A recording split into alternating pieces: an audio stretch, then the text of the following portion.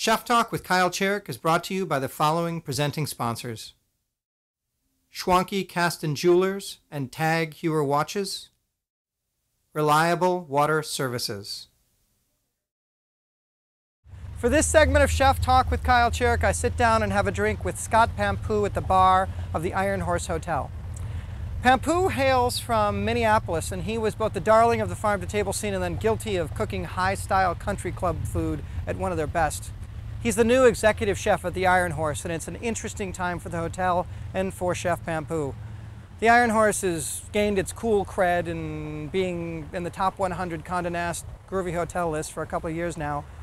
But Pampuch's got to make his own menu here. He's got to put his own stamp within a really engaging Milwaukee cooking scene that I think is on par and in some ways surpasses Minneapolis from where he came. It's Chef Talk with Kyle Cherek at the Iron Horse Hotel with Chef Scott Pampuch.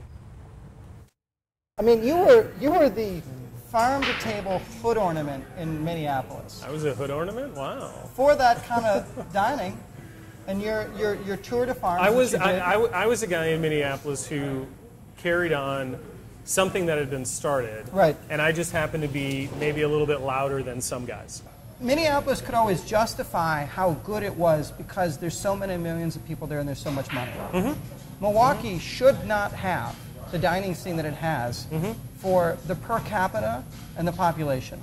Yeah, but at the same time, I think you're doing one of two things. One, I think you're either selling the dining scene completely short, because I think people are I'm trumping it up. Well, I think the idea is that what we're going to do and what we are doing and what's going to be next in what we do here at the Iron Horse Hotel is not going to work based upon what the dining scene wants or feels or has an expression of. It's going to be how well we execute it. Because right. I think we both understand that if you're a technician, you have the service, you have the hospitality. I mean, there's a reason the hospitality industry is always going to be around. And there is a reason that if you have the quality behind... Because people are lazy. Well, people want to be taken care of. Yeah. You know, no, I mean, exactly. I chose to come to a hotel. It's the freaking pineapple, man. Yeah, I mean, yeah, exactly. And nobody knows what that means. I so know what Google that and figure that one out. Yeah. All right, be honest.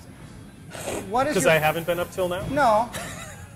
But this is present employer aside. Yeah. What's your favorite way to cook for several different divisions of the Fifth Army, like here, or when you were at the country club? Right. Or when you were doing corner table, or when you were doing the Modern Cafe, which was, I don't know, what, 80 seats or something like that, yeah. And changing menus and a little bit more sophistication required. Here's the thing, and I know you're going to say this is a cop-out answer, but it's not. It's not what's my favorite format of cooking, because I've done farm dinners that have been hundreds of people. Yeah. And I get the same feel as if I cooked for 3 people on a Wednesday night when I had corner table. I will cook for hundreds of people. I will cook for 2 people. The difference in my eyes... I'm talking about planning menus. No, but here's what I'm saying. The difference is are you going to appreciate it? I will put the work into it. I will bust my ass. Mm-hmm. I will source something. I will track it down. I will spend 14 days getting your steak ready.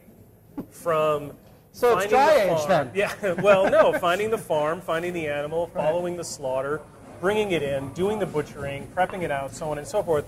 You know, I will do that as long as I know the person at the plate is open enough to understand that there's been more than just zip the bag, pull out the pre-portioned steak, put it on a grill, and put it on your plate. So does Minneapolis miss you a lot? Well, I mean, I have a lot of friends in the dining scene, and they're doing really well. I don't know. I mean, I'm going to go with no. I'm going to go with, we were a restaurant that came and went, and I sold the restaurant to some other people that continue the name, continue the philosophy. I'll tell you right now, if you go to Corner Table in Minneapolis and you went there when I started, it's better now than it was when I was running it. Farm to table. Oh, God. So... all food is farm to table. Exactly. My definition of a farm to table is actually FARM. I don't subscribe to PHARM to table. Yeah. Because that is a different farm. Right. That is, in my mind, a pharmaceutical place. That is a place where it is ruled by margins and syringes and force feeding and all of those types of things, and that's not the farm to table I subscribe to. A pretend farm-to-table chef Right. throws on 1 or 2 or 3 things on their menu and lists the farm, and never expected to do that 3 years ago. Right. But is doing it just to sell more of whatever. Sure. The net result is that's a good thing.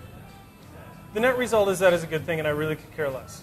It's also this excessive version of greenwashing that's going on. I mean, the word local, you will not hear me say anymore, because I think well, you know what I mean. It's gone the way of the word organic. Yeah. I don't put any weight into it in any way, shape, or form. Right. The standards have been bastardized. The word local means, well, it's local. You know, Microsoft is local in Seattle, but is that the message we're trying to convey? No, it's not. I don't think it's that people are looking at style or format or scheme or trend. Everybody talks about what's next. You know, everybody's like, oh, local's next. You know what? Local's not next. Local's been around for 10,000s of years. You know, our food system has been around for 70. So we're not even talking trend at this point. What we're talking about is, I think, people getting back to what's comforting, what's honest, what they're familiar with, what they don't need a script for, what they don't need to worry about or understand. I think what they're looking for is a menu they can look at and they know exactly what's there, but then you get surprised. And that's what I think is happening in food right now.